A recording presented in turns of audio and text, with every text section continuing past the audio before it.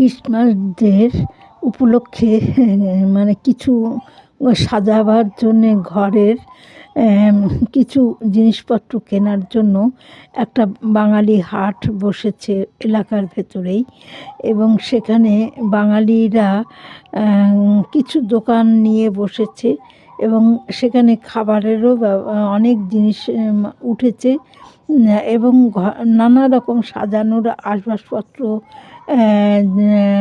এই Christmas day সাজানোর সব জিনিস উঠেছে। তাই ক্যামেলিয়া ভিডিও করলেন এই হাটের। তখন এক বাঙালি দোকানের সঙ্গে আলাপ হয়ে গেল।